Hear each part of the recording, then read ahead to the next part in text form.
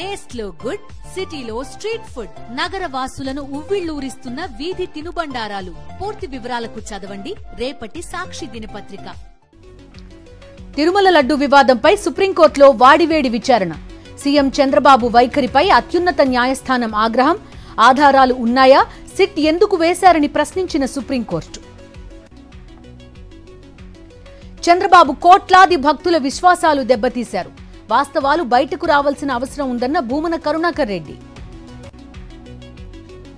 వెంకన్న భక్తులకు చంద్రబాబు క్షమాపణ చెప్పాలి. కోట్ల మంది మనోభావాలను దెబ్బతీశారన్న వెల్లంపల్లి. తిరుపతి లడ్డూపై నింద వేసి హిందువుల మనోభావాలు దెబ్బతీశారు. సుప్రీంకోర్టు ఇంకా లోతుగా విచారిస్తే నిజాలు బయటకొస్తాయన్న రోజా.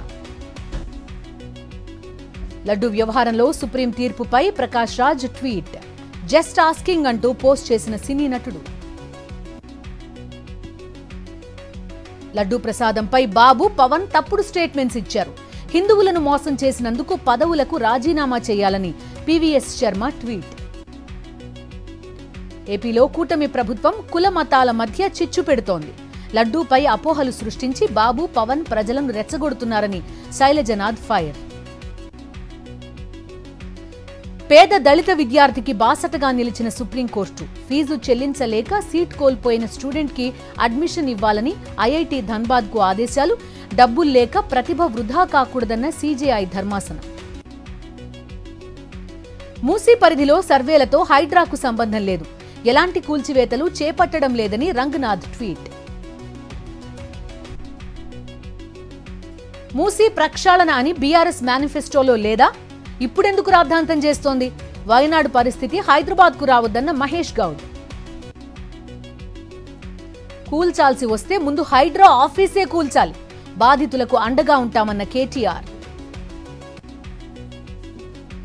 హైడ్రా పేరుతో కాంగ్రెస్ హైడ్రామాలో హోంగార్డుకు గాయాలు. కనీసం కాపాడుకునే ప్రయత్నం చేయకపోవడం దుర్మార్గమని హరీష్ రావు ట్వీట్.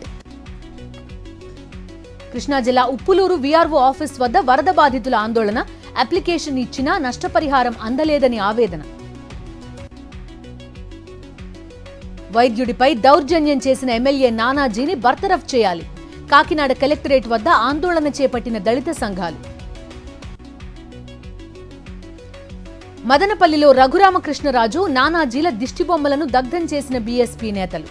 కూటమి ప్రభుత్వ పాలనలో దళితులపై దాడులు పెరిగాయని ఆగ్రహం. గుంటూరు కలెక్టరేట్ ముందు ఆందోళన చేపట్టిన వాలంటీర్లు. ఇచ్చిన వాగ్దానాలు నెరవేర్చాలని డిమాండ్. అక్టోబర్ 25 లోపు వాలంటీర్ల జీతాలు ఇవ్వకపోతే నిరసన దీక్షలు చేపడతాం. చంద్రబాబు వెంటనే చెల్లించాలని ఏఐవైఎఫ్, సిపిఐ డిమాండ్.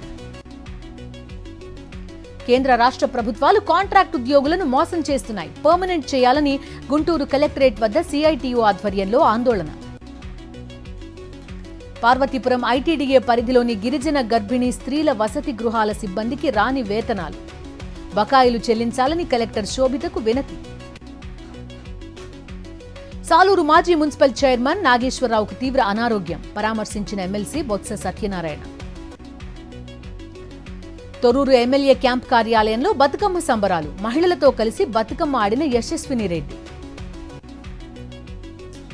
శ్రీకాకుళం జిల్లా గార పిఎస్ పరిధిలో వరుస చోరీలకు పాల్పడుతున్న దొంగ అరెస్ట్. 85 గ్రాముల బంగారం, కేజీ వెండి రికవరీ. హైదరాబాద్ ఎల్బీనగర్ పిఎస్ పరిధిలో 90 సెల్ ఫోన్ల రికవరీ. సిఈఐఆర్తో చోరీకి గురైన మొబైల్ ఫోన్లను ట్రాక్ చేసి పట్టుకున్న పోలీసులు.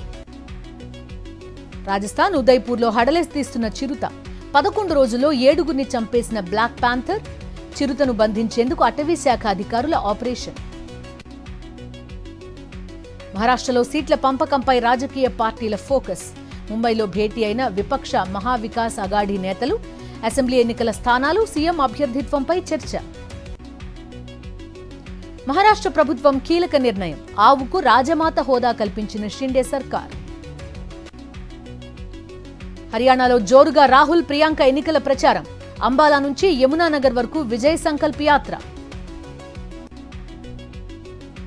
భారీ నష్టాల్లో ముగిసిన దేశీయ స్టాక్ మార్కెట్లు. నిరాశలో నిఫ్టీ, సెన్సెక్స్ 1200 పాయింట్లకు పైగా పతనం.